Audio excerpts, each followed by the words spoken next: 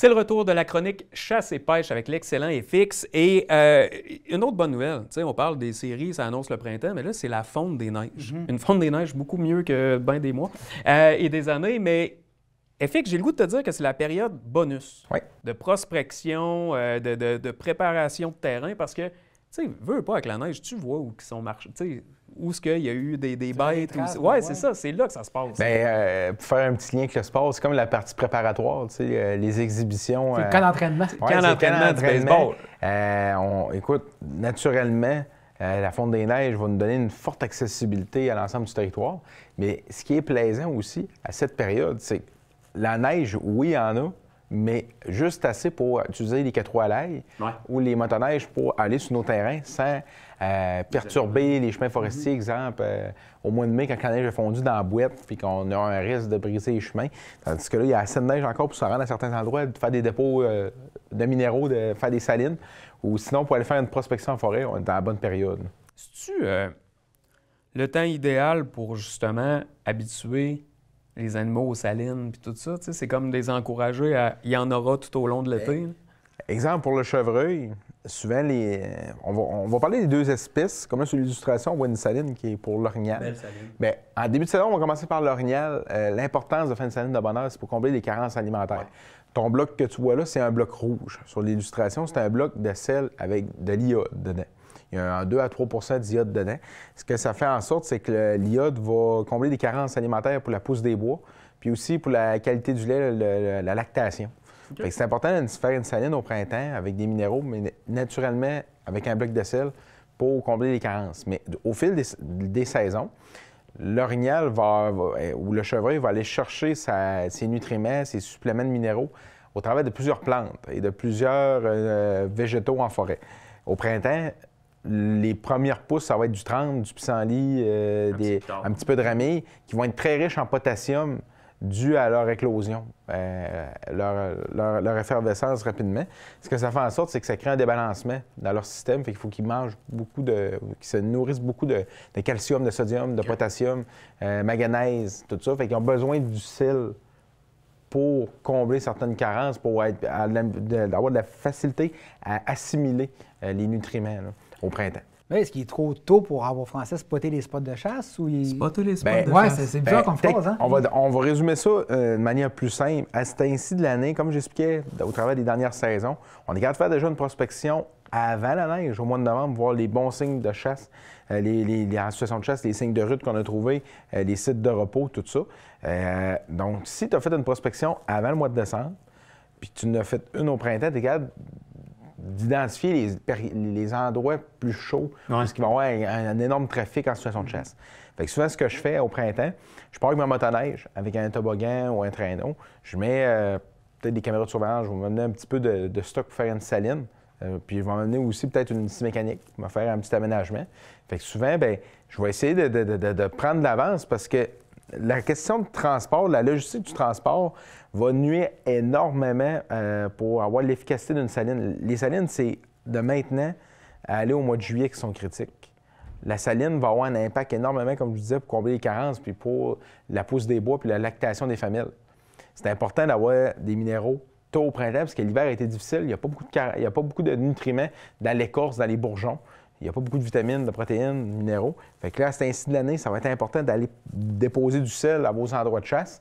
Puis ça va aider aussi à les fidéliser à votre territoire de chasse, puis habituer les familles et les veaux à rester dans le secteur. Si on a un bon emplacement de saline, ça va les garder là tout au long de l'année jusqu'à la période d'accouplement. Comme là, ici, sur l'illustration, j'ajoute même au sol un petit peu de sel, mais du soufre aussi. Le soufre est très important. Il va combler des carences au niveau du sang, puis aussi, il va aider à nettoyer les plaies avec les tiques au niveau des pattes, dans le bout. Souvent, les moustiques, puis les graphiques avec la glace ou la pluie verglaçante qui s'est fait au fil de l'hiver. Les animaux vont souvent être appelés à être blessés. Donc, je vais mettre du soufre au printemps dans la vase, vraiment, pour combler ces carences-là, puis ça va nettoyer vraiment leurs plaies. Là. Puis ils vont adorer ça. Ça va dégager des vapeurs sulfuriques qui vont les attirer de très loin. C'est de la chimie. Oui, on a déjà vu, c'est des bains sulfuriques. Puis un bain de boue, justement, une vasière, ça va être très intéressant aussi dans les périodes chaudes durant l'été. Ça va les rafraîchir, puis ça va les aider à combattre les moustiques. Là. Je veux pas te lancer une colle, mais tu es notre coureur des bois officiel. Y en a-tu beaucoup de neige encore dans les montagnes, dans ces secteurs-là? C'est surprenant cette année, il n'y en a pas tant que ça. Honnêtement, on a une bonne année.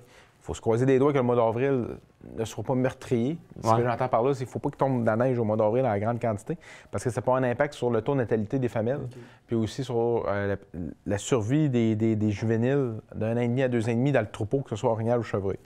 À ce temps-ci, ce qui est important, là, c'est qu'il ne faut pas qu'il tombe trop de neige, puis il faut aussi s'assurer que les ravages, nos animaux restent dedans à ce temps-ci. Parce que même s'il reste un petit peu de neige, ça ne veut pas dire que s'ils sortent des ravages, ils vont avoir tous les nutriments puis les sites de repos nécessaires, puis aussi un abri pour en cas d'une tempête de neige. Puis, il y a une sous-question, tu sais, parce que, bon, si on parle de fonte des neiges rapides, ça influence-tu le comportement de la tique? Est-ce qu'il y en a? Il y en a-tu encore pas mal? Ça va influencer, oui et non. Oui, il y a encore de la tique, mais ce qui va influencer le comportement de la tique, c'est s'il reste de la neige au printemps. Un printemps tardif va être un des bénéfiques. Ça va être bénéfique pour que les tiques vont mourir dans la neige. Okay. Ça va faire qu'il n'y aura pas... Ils n'ont pas le temps de s'accrocher. Ils n'ont pas le temps de se une expansion ou une augmentation du nombre de tiques sur le territoire. Exemple, en 2019, je me rappellerai encore, au mois de juin, il y avait 3-4 pieds de neige encore dans le bois à certains endroits, dans le nord de la région. Bien, ça l'a aidé pour les tiques, parce que les tiques sont mortes dans la glace puis dans la neige. Fait que ça la prolifération, ça est beaucoup moins pire. Est-ce qu'il y a un risque de... Tu investis du temps, tu investis de l'argent dans ta préparation, dans la prospection, puis finalement, les permis disent « Ah, non, cette année, on annule la chasse » ou tu sais que tu dois un orignal pour 3-4 chasseurs, puis finalement, ça va être peut-être pas la peine. Bien, il y a un certain risque. Techniquement, ça serait une bonne approche que tu mentionnes, mais étant donné qu'on est dans c'est une province peut-être un petit peu moins avant-gardiste au niveau du plan de gestion, c'est un plan de gestion qui est fait aux 7 ans. On agit quand il est trop tard. Il agit 7 ans, le mal est déjà fait. fait. Non, mais c'est vrai, tu sais, comme exemple, on parlait de l'orignal. L'orignal, le mal s'est fait pas cette année, ça fait 10-12 ans que le mal a été fait. Tu sais, en 2015, 2016, 2017, 3 années permissives consécutives de la femelle. Après ça, des coupes forestières dans des zones de ravage. Déjà qu'on avait beaucoup d'endroits qui avaient été sollicités par la coupe forestière. Après ça, quelques hivers rigoureux, des printemps tardifs. Tu sais, de 2018-2019, ça a été un printemps qui a été dur pour la mortalité du troupeau. 2020, ça a été doux. 2019-2020 a été doux, mais très venteux au mois de mars, puis la neige a fondu tardivement, ça n'a pas aidé. Puis 2020-2021 a été très doux. Fait que ça a aidé un peu le cheptel, mais 21-22, on a eu 4 pieds de neige au mois de mars. Oui, c'est ça. Hein? Oui, c'est sur 7 ans, cyclique. Rien, mais tu sais, aux États-Unis, exemple, il y a des subventions. On parle pas des États-Unis. Aux États-Unis ou dans l'Ouest canadien, ou même dans d'autres provinces, il y a de l'argent qui est distribué dans le fond. Puis c'est géré différemment. Exemple, au chevreuil, techniquement, on n'a plus le droit de nourrir le chevreuil l'hiver. Le nourrissage d'hiver est interdit. C'est pas que le nourrissage n'est pas bon. Ça aide à la pérennité de l'espèce. Ça aide à donner une chance à nos familles et à nos veaux avec des bons nutriments. Ce qui est dangereux, c'est de le faire proche d'une route. Fait qu'il faut nuancer.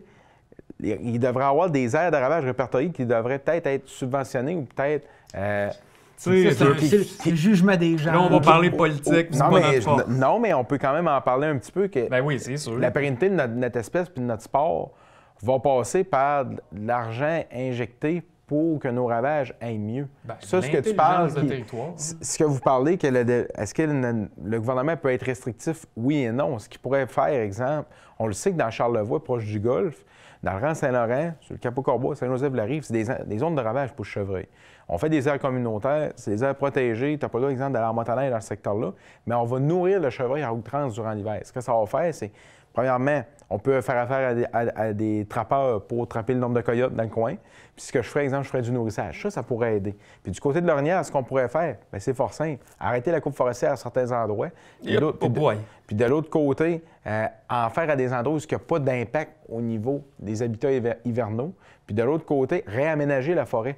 C'est pas en plantant, exemple, juste de l'épinette que tu vas avoir un cheptel en santé. OK. Ça fait que c'est... Écoute, je pense que c'est le mot de la fin. T'sais, vous voulez du changement, votez FX.